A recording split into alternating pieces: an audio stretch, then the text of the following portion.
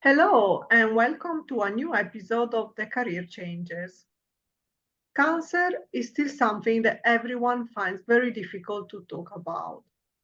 Today, we are meeting with Lindsay McDonell, motivational and cancer consultant.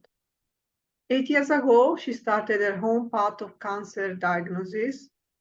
Early after her first diagnosis, she realized how sterile and ostracizing the label of cancer patient is. So she set out to help others feel like they are part of a community, or at least to be heard. Over the next few years, she became an individual cancer coach and she wrote Your Dance with Cancer Steps to Maximize Your Chance of Survival book. Hi, Lindsay. Thank you so much for joining us. Thank you so much for having me. So let's start with your background. How did you start your professional life, or better, what was your first job?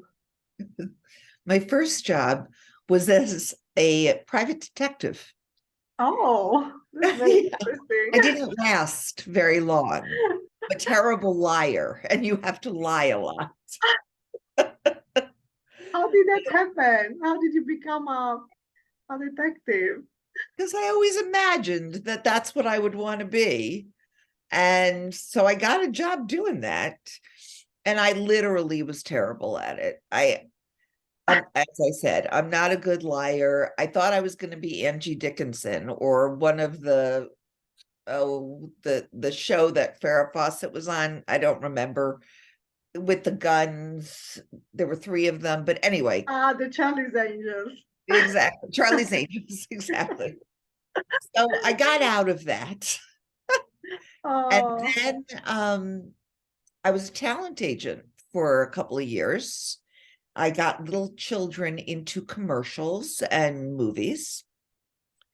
And then I went to law school, but I never became a lawyer. I became director of an art gallery, which we sold very, very, very expensive paintings. And there was a lot of contract work that was involved in that. And then after that, I moved to Chicago and I worked for an art transportation company. I also then worked for a social work company.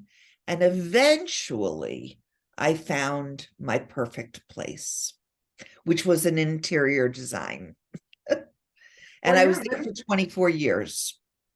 you have a very interesting career journey. I do. Um, I I always was, wanted to try things. I wasn't sure what was going to be right for me. And when things ended, I took a little piece away from it and created what I thought would use all of the skills that I had, which it did. And I became an interior designer and it worked really well. I had a gorgeous career for 24 years. so what was your dream job when you were a child? I think I wanted to be a private detective. Oh, well, I well learned done. quickly that that wasn't the way to go. Well, sometimes what we imagine is not then what is in reality. So, Exactly. but you're one of the few that made it. So you realize your childhood dream. So you Yeah, can really achieve exactly. that. What is your educational background? What's my educational background? So I went to college, I went to high school, and then I went to law school. And then I did 1 year at interior design school because I was married and I got pregnant and I had twins, and that sort of cut short the education part, but I did start working. Hmm.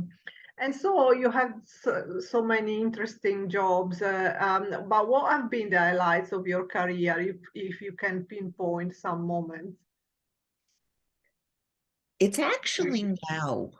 It's now that I found myself in cancer coaching, and working with people with cancer. It it fills me up every single day. It is a mission. I mean, I was a very good interior designer, and I was very happy to help people live in places that nourished them and their children. And, you always remember your childhood home. And I was thrilled to help them do that. But working with cancer patients is a whole nother level.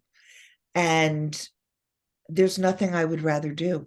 This is my highlight. So let's talk about your diagnosis. How and when were you diagnosed with cancer? I was diagnosed 9 years ago.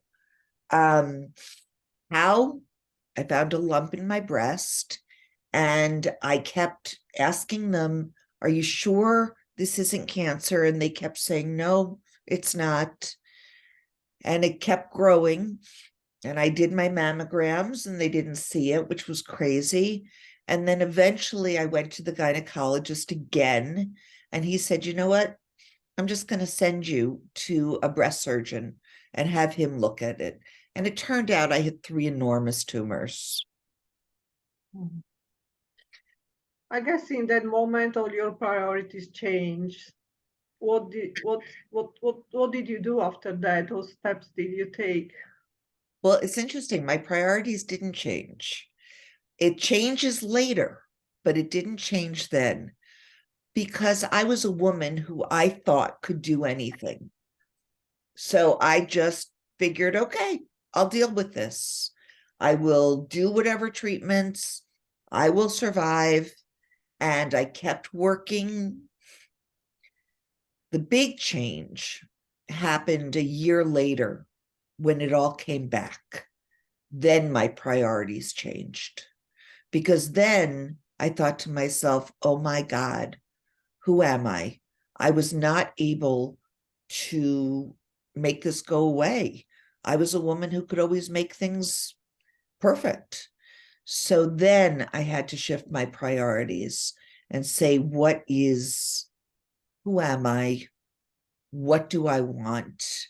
How am I going to change the tools that I've used my whole life and get different tools to work with this cancer? So what answer did you give to yourself? I'm sorry, I didn't What understand. answer you say you were Oh, starting to what ask answer? yourself? Yeah. The answer was I had to start learning what I needed to navigate the next part of this journey. And what I needed was I needed to stop listening to people, even doctors, and to start thinking, all right, if this treatment doesn't work, what am I going to do about the next one? How am I going to find out what we would do next, what we would do next? And I started looking all over the world for different cancer treatments and the way that other countries treated it. I ended up, the next treatment, as it turned out, with my regular oncologist didn't work. And so I ended up in Vienna, Austria, doing treatment there. And I was there for a long time. And that did quiet the cancer. I've never gotten rid of it. It has been stable for 4 years. So during your journey, how and when did you decide to become an individual cancer coach? Very quickly after my original diagnosis, I looked around and I said, I do not like the way that patients are treated. Doctors were looking at their disease and they weren't looking at them as humans. And, you got 15 minutes, and that was nowhere near enough to talk about all of the things that cancer brings, because it's not just the tumors or the cells, it's your emotions, it's your physical fatigue. It is so much more. And I wanted people to be able to learn to come back to their center and to function out of that instead of fear. And with cancer, so many people go into the panic and the fear mode. And the minute they do that, it crushes their curiosity about how to deal with this. They just start listening, like, oh, they tell me to do this, I'll do this. They tell me to do that. A good portion of the people who do that do not survive. So they really need to take back some control. And that's when I decided that I could help them. And I started doing all kinds of education to be able to help them. So this is the first time I heard of a cancer coach, at least in my life. And my dad actually passed away 5 months ago. He had cancer. And what is the role of an individual cancer coach? And it would have been so good to be able to help him with something like this. Yeah, it's a great thing. It's a fairly new profession. It's at some point I did my life coaching certification, but it was more than that. It was really, in order to be a cancer coach and to be an effective one, you have to know yourself. You have to have evolved away from your ego, away from trying to prove that you can do this, etc., because you have to be able to really hear the cancer patients and to be able to have enough knowledge to help them come back to center, to help them decide what they want to do, to help them understand what things like meditation or a walk in the woods can do for them, to help them with other doctors, with other places where they could find treatment. And if they do end up in the last stages, hospice, etc., to help them figure out a way that they want to die. And that was one of the things that I learned. And that was it was one of the things that took away the fear from me, is knowing that I could design my death, who would be there, what would I want happening. It took a lot of fear away from me. And our country does not think that way. They're just too scared of death to think about it. And sometimes that's what happens. It's a cycle of life. And a lot of times it isn't, goes both ways. Yeah, I think definitely there is an avoidance of talking about certain topics. And beyond this, there is fear. It's too difficult to face certain conversations. But I've done this myself a bit, and I think once you are able to start to talk about certain things, then you realize that it is part of life. And yeah, I think there should be more of this conversation overall. So let's talk about your book, Your Dance with Cancer, Steps to Maximize Your Chance of Survival. First of all, why your dance? And then when did you start thinking about writing this book, and why? I started thinking about, well, all right. So if we want to do it in that order, dance. Okay. In our country, in most places, when someone has cancer, they classify it as a battle. I'm going to fight. I'm going to win this battle. I'm going to, I don't even know more things they say, but that's the general feeling. And, if someone dies, people actually say they lost their battle to cancer. I did my very best, and I do my very best, considering that I'm still carrying a full load of cancer, to not battle. Because if I battle, I'm going to be exhausted. And battling takes away, again, my creativity of thinking about what I need to do. If I'm always in that state of fight or flight, then it's it's not going to get me anywhere. And I also realized, since my cancer is metastatic, I actually have two different types of cancer. I have breast and I have leukemia. I realized that if I did not, for lack of a better word, become friends with this stuff and learn how to work together, which to me is a dance. And sometimes we definitely have to learn new steps, because when something happens, when it comes back, I have to figure out a different way to deal with it. But in dancing, it's not so exhausting. And I'm not afraid to partner with it. I'm more afraid of not partnering with it and having to be up against it for the rest of my life. And so that's why I called it Your Dance with Cancer. It gives you a lot more freedom. And then when did I want to write the book? I wanted to write the book right away. I figured this out 8 years ago. And then it's a funny story. I collected information for 5-6 years. And then somebody very close to me got cancer. And I was like, oh God, too much cancer, too much cancer. I'm not going to write this book. But then I met one of my interior design clients for lunch. And I said to them, what are you going to be doing in your later years? And she said, I want to be a writer. I was like, really? Do you have the subject yet? She goes, no. I said, well, do you want to co-write this book with me? And she said, absolutely. So we wrote this book together. Great. So it's quite obvious to me and probably to everyone that is listening, but how do you feel through your work you're making the world a better place? So I also do some motivational speaking. And I really believe that when people can come back to their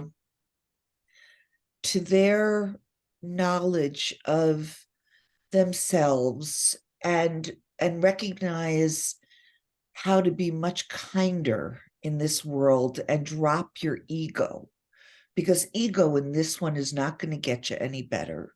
It's not going to, I had it the first year I had it. I was like, oh yeah, I can do this.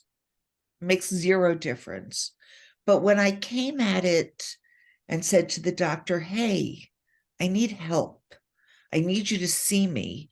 I need to know what to research. I need to work with you. It was opening doors, kind doors. And so what I bring to my people, my clients, is knowledge that they too don't have to be so scared, and that they can make a plan for themselves. And if the doctor is not the right doctor, and has, a lot of the doctors have huge egos, if it's not the right doctor, to find someone that you really connect with, because from there you're going to go much further. I offer them a place in my heart and a place to be held and to not be alone on the journey. Mhm. So you mentioned earlier that the first time you were diagnosed with cancer, you continue working and you didn't stop. So for many of our people, for every one of us, generally our careers span throughout our lives. This means that we are always expected to be on the top of things, and of course that means being healthy and productive. But when something happens like this, when people are diagnosed with cancer, um, you know, everything changes. So, in your experience, what are the best way to preserve our careers during challenging times? And how has your career been affected during your battle with cancer? Did you get any support? I got a ton, and I got a lot of it from my clients. When I was diagnosed, I called up the people that I was working with and said, this is the story. I've got to deal with it, but I can still deal with you. I had a business partner, so the two of us worked together. But I also didn't try to be the strong one. I knew that if I did not take care of myself during it, that I was not going to be effective. So I needed the people to know that if I didn't come one day and either my business partner came or we pushed it to another day, it was because I needed to be able to be effective for them. And on that day, I wasn't going to be able to. I never felt weak, I mean, I did physically, but I didn't feel like this made me less. And we work so hard for people not to see us as less. We have to be, and it's not a healthy way for us to live, because the reality is if we are spending our energy to make people think a certain way about us, then we're not spending our energy on healing. And healing is what's going to get you much further.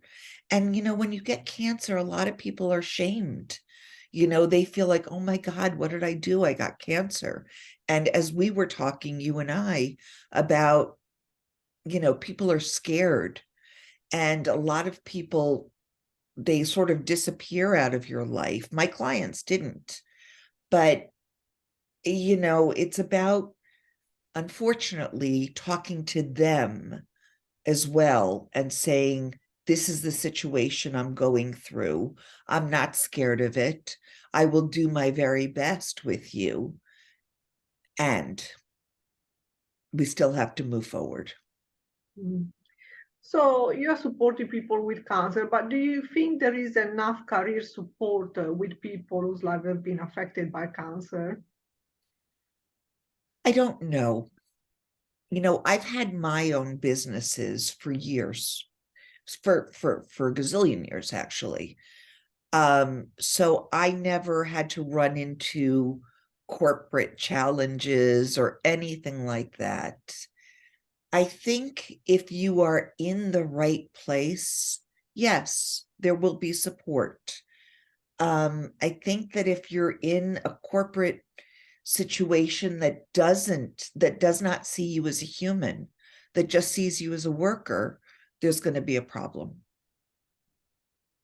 What and who did help you the most during your battle with cancer? You said your patient or your clients were a big source of support, but is there anyone else specifically or something that helped you um, in a significant way?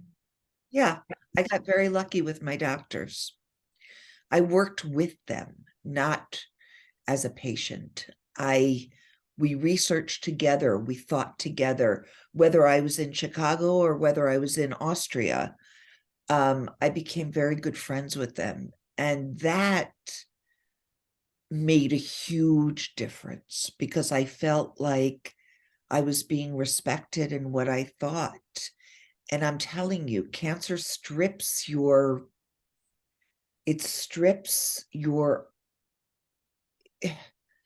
what's the right word? That respect that the doctors had for me helped me push along, move forward, because I knew we were doing our best for me, as opposed to someone else that was sitting there with the same diagnosis, but we're different people. So the treatments are going to be different on us. I needed people that could see me. And whether it was friends, doctors, my family, I needed them to stop looking at me and feeling bad for me. I needed them to say, okay, what are we going to do? So we are reaching the last part of this episode. So we have a few more questions. What type of advice would you give to anyone that is facing a similar journey? I would say take a breath first. Just because somebody tells you that you've got certain percentages, you're going to die, 30%, 70%, don't listen to them. Nobody's God. So relax. That's the first thing. Secondly, is find out as much about what you're dealing with as you can, so that when you talk to the doctors, you can have a real conversation. If you need support, figure out the kind of support you need: community support, spiritual support, uh, your own meditation, whatever it is where you feel good, you need to bump up that, because you're going to need places where you can just sit and say, oh, this is my favorite thing to do. It could be having a conversation with somebody, but it's something you need to identify where you're going to get your power back. And you need that. And now the last questions. If you could give yourself a piece of advice, what would you say to your younger self? You did a good job by listening to your gut. You know, when I switched all those jobs, it was because I hadn't found the right thing that made me happy every day. When I finally got to interior design, that was it. I knew it.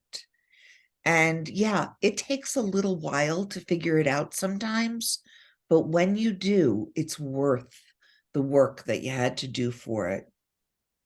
That's great. Is there anything else you would like to add, or if anyone of our listeners would like to get in touch with you to ask for your help, how and where can they find you? So if they buy my book, it's there. It's on Amazon. And in there, there is a piece of my email is in there. But my email is Lindsay, Lindsay, at yourdancewithcancer.com. My Facebook page is yourdancer.com, or your dance with cancer. And my webpage is yourdancewithcancer.com. Oh, that's So it's perfect. actually pretty easy. Well, thank you so much, Lindsay, for sharing your story today, joining us. And, I'm sure our listeners felt very inspired. And I feel very inspired and really thankful that you've been here. I appreciate it. And I'm glad I made a little bit of a difference today. Yeah, I'm sure you made it. And probably you will make it for a long time because people come back and when they find a story that can help them and inspire them, um, it makes a big difference. So thank you so much. Thank you so much.